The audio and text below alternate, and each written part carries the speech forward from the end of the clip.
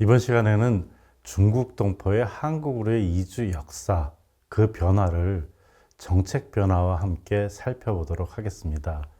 중국 동포들이 한국 사회에 들어오게 되는 데는 한국 정부의 정책이 중요한 역할을 했습니다. 물론 큰 의미의 정책도 있습니다만은 중국 동포만을 대상으로 한 다양한 정책들이 있었습니다. 그래서 그러한 정책을 통해서 중국 동포들이 들어오게 됐고, 그 결과 지금의 중국 동포 80만 사회를 이루게 됐습니다. 우리가 다양한 정책들이 있습니다. 한중 수교를 하게 되면서 중국 동포가 이제 들어오기 시작했는데요. 산업연수제라는 것도 있고요. 또는 국적법을 개정을 한 경우도 있습니다. 또 재해동포법으로 중국 동포들이 관련된 내용들도 있고요. 또는 월드컵이 2002년에 있었는데요. 그때 일시적으로 또 동포들의 입국이 증가를 하기도 했습니다. 마찬가지로 고용허가제라는 것을 2003년에 입안해서 2004년도부터 실시하게 되면서 그 관련돼서 중국 동포들이 영향을 받았습니다. 재해동포법이 형평성에 어긋났기 때문에 재해동포법 개정 운동이 있었습니다. 그것을 통해서 중국 동포들의 거주가 영향을 받았고요. 특히 그 당시에 국적회복운동이라는 것이 있었습니다. 그리고 이런 것처럼 다양한 중국 동포에 대한 내용들이 있습니다. 이 정책들 하나하나가 있었기 때문에 현재의 중국 동포 사회를 만들었는데요. 어떻게 보면 이 모든 것을 참 알기가 어렵죠. 그것은 그만큼 중국 동포에 대한 한국의 정책이 굉장히 다양했다. 또는 어떤 면으로 얘기하면 일관적이지 않았다. 기본적인 방침이 있는 것이 아니었다 하는 점을 얘기할 수도 있겠습니다. 그럼 우리가 중국 동포 사회가 한국에서 만들어지는 과정을 하나하나씩 좀 살펴보도록 하겠습니다. 제일 먼저 1992년도에 8월 24일에 한중 수교가 이루어졌습니다. 그러니까 적대적이었던 한국과 중국, 한국전쟁에서 싸웠죠. 그러면서 사실상 단절됐던 한국과 중국이 수교를 하면서 우리가 지금은 당연시 여깁니다마는 중국과 한국 간의 인적 교류가 이루어지게 됐습니다. 그래서 중국 국적의 외국인들이 이제 들어오기 시작한 거죠, 한국에. 지금 우리가 보면은 이게 이상하지 않다, 이렇게 생각할 수도 있는데요. 초기에 중국인들이 들어왔을 때는 굉장히 신기했죠. 그리고 한국에서는 번체자라고 하죠. 한문을 쓸 때 기본적으로 대만과 같은 그런 한자를 쓰는데, 중국은 간체자라고 하는 것을 씁니다. 간단하게 만든 것이죠. 그래서 중국과 수교하기 전에 중국 민항기 납치 사건이 있었습니다. 그런데 이 중국 민항기가 납치돼서 한국의 한 공항에 착륙을 했는데, 그 승객들이 어디서 왔냐는 그런 한문을 보여줬더니 쓰여진 내용이 중국 심양, 선양이라고 하죠. 선양에서 왔다고 썼는데 그 글자를 못 읽었습니다. 왜 그럴까요? 한국은 중국과 단절돼 있으면서 번체자만을 가르쳤고, 특히 중국에 대한 출판물, 이것은 방공법, 국가보안법에 의해서 읽지 못하게 되었었기 때문에 한국 사람들이 중국 글자를 본 적이 없는 거죠. 어떻게 보면 우스운 해프닝 같은 것이기도 합니다만은 그 정도로 중국과 한국 간의 연결이라고 하는 것이 어색했었다 하는 점입니다. 그런 와중에 94년도에 산업연수생 제도라는 것을 만들었습니다. 이 산업연수생 제도에 의해서 3년 동안 한국에 와서 연수를 받으면서 일을 할 수 있는 그런 제도가 만들어졌고요. 여기는 이제 일반 외국인들뿐만 아니라 중국 동포들이 특별히 배려돼서 오게 됐습니다. 그러면서 산업연수생으로 온 사람들이 돌아가지 않고 한국에 남게 됐습니다. 즉 불법 체류를 하게 된 것이죠. 이 불법 체류하는 외국인들이 많게 되면서 1996년이 되면은 총 체류 외국인이 17만 3천 명 정도가 되게 됩니다. 지금의 200만에 비하면은 10분의 1도 안 되는 것입니다만은 당시에는 굉장히 많은 외국인이 있다고 언론에서 보도할 정도였습니다.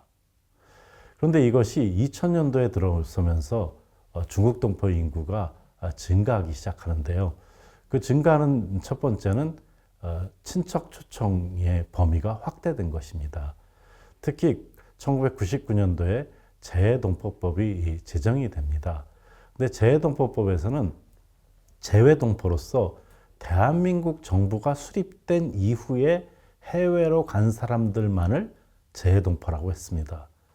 그러니까 중국 동포, 고려인 동포, 그리고 일제시대 때 일본에 강제로 끌려가건 일본에 가신 분들은 재외동포 범위에 포함되지가 않게 된 것이죠. 그러니까 이 법이 형평성에 어긋나다고 재외동포법에 대한 헌법 소원을 제기하게 됩니다. 그러면서 중국 동포들은 이미 들어와 있는데 이 들어오신 분들에 대해서 재외동포 비자가 발급이 안 되게 되다 보니까 다양한 범위에 있어서의 저항 운동이 일어나게 됐습니다. 그리고 산업연수생이건 또는 친척 초청으로 들어오신 분들 중에서 계속 체류를 하는 불법 체류자가 있게 되면서 이 불법 체류자들을 어떻게 할 것이냐 하는 문제가 나오게 됐고요. 이 불법 체류자들에 대해서 2002년도에 한일 월드컵이 이루어지게 되면서 임시 합법화 조치를 시작하게 됩니다. 그래서 외국인들이 당시 25만 6천여 명이 자진 신고를 하게 되면서 합법화가 되게 되는데요. 이 중에서 중국 동포가 10만 명 정도가 해당이 됐습니다. 그러니까 2002년도에 중국 동포 인구는 이제 10만 명 정도가 됐다는 거죠. 10만 명이라면 굉장히 큰 인구죠. 그러다 보니까 중국 동포들이 집거해서 집중적으로 모여 사는 지역들이 만들어지게 됐습니다. 대표적인 것이 서울의 서남 지역에 있는 가리봉동 또는 안산의 원곡동 같은 것들이 해당되는데요. 안산 원곡동에는 이제 외국인들이 중심이 됐고요. 가리봉동에는 중국 동포가 됐다 하는 것입니다. 그래서 이렇게 중국 동포들이 많이 머물게 되니까 이들이 사실은 원래 체류를 할 수 없는 그러한 자격이잖아요. 그러니까 계속 불법 체류가 되지 않겠습니까? 그래서 동포들을 중국에 귀국시키기 위한 프로그램들이 시행이 됐습니다. 어떻게 보면 불법 체류자들을 체포해서 자진 출국하도록 하는 경우도 있었고요. 이러한 여러 가지 프로그램들을 통해서 한국 내에서 중국 동포의 인구를 감소시키고자 했습니다. 그래서 자진 출국 제도, 일단 자진 출국을 하면은 나중에 들어올 때 우대해 주겠다. 뭐 이런 여러 가지 방법을 써서 중국 동포들에 대한 출국 프로그램을 만들었다고 하는 것입니다. 그런데 이 재외동포법에서 형평성에 어긋나게 중국 동포가 배제가 되게 되면서 재외동포법은 헌법 불일치 판정을 받게 됩니다. 그러니까 헌법에 위배된다는 것이죠. 대한민국 헌법에 위배되니까 이제는 중국 동포를 재외동포로 받아들여야 되는 것입니다. 그런데 법에는 받아들이라고 했지만은 실제적으로는 받아들이지 않았습니다. 출입국관리법을 통해서 중국 동포의 출입국을 통제를 한 것입니다. 그러다 보니 이것이 헌법에도 위배되는 것을 왜 안 하느냐 하는 문제로 많은 저항운동이 일어났습니다. 이것을 무마하고자 정부는 방문 취업제라고 하는 제도를 2007년도에 만들게 됩니다. 그러니까 한국을 방문해서 취업을 한다. 그런 의미가 되겠습니다. 그래서 매년 3만 명 정도를 방문 취업제로 노동력으로서 한국에 입국을 허용하게 됐습니다. 이러한 방문 취업제가 매년 3만 명이다 보니까 그것이 누적되면서 중국 동포 인구가 급증하게 됐습니다. 반면에 불법 체류자는 감소를 하게 되겠죠. 그래서 연고가 있는, 그러니까 한국에 친척이 있는 중국 동포들이 증가를 한 반면에 연고가 없는 사람들은 방문 취업제 같은 것으로서 들어오게 됐습니다.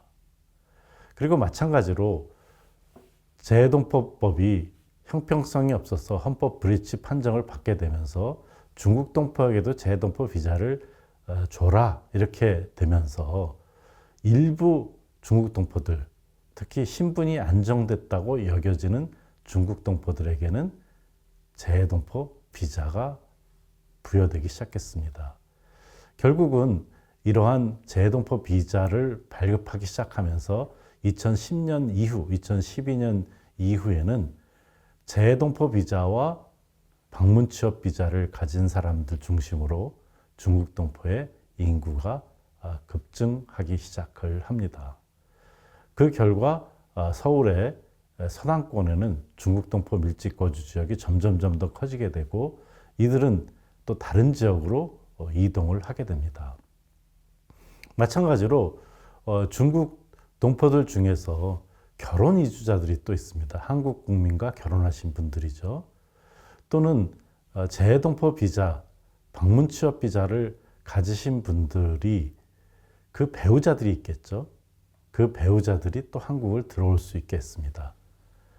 우리가 이제 동거 비자라고 얘기하는 F1 비자를 부여하게 되면서 중국 동포가 또 증가하기 시작합니다. 이 표를 보시면 아시겠지만 체류 외국인이 2009년에 110만에서 점차 증가해서 2019년 코로나 이전에는 250만 정도에 이르게 됩니다. 이렇게 급증하게 되는데 그 외국인들 중에는 중국 동포의 인구가 굉장히 많은 부분을 차지하고 있다는 것입니다. 지금 이 표에서 다른 표를 보시면은 중국인 국적의 이주자의 비율이 전체 250만 명 중에서 100만 명이 넘는 걸 알 수 있습니다. 110만 명 정도 되죠. 그런데 이 중에 한국계라고 얘기하는 중국 동포가 70만을 차지하고 있습니다. 그러니까 110만 정도 되는 중국 국적자 중에 71만 정도가 중국 동포라고 할 수가 있겠습니다. 마찬가지로 지금 우즈베키스탄 같은 경우에 있어서는 급증을 하죠. 4만 7천 명에서 7만 명 정도로. 그래서 이제 고려인들이 있기 때문입니다. 러시아도 마찬가지로 고려인들의 인구가 증가한 것이다 하는 것입니다. 그래서 우리가 재외동포 비자 그리고 방문 취업 비자 여기에 맞춰서 또 한국에 계속 살 수 있는 영주 비자 이러한 비자를 통해서 중국 동포 인구는 증가한 것이라고 할 수가 있겠습니다. 한중 수교 1992년도부터 2000년도에 들어와서 중국 동포의 인구가 증가하기 시작해서 2012년부터는 급증을 해서 2020년대에 들어오면 중국 동포 인구는 공식적으로 70만에 육박을 하게 된다. 이렇게 얘기할 수가 있겠습니다.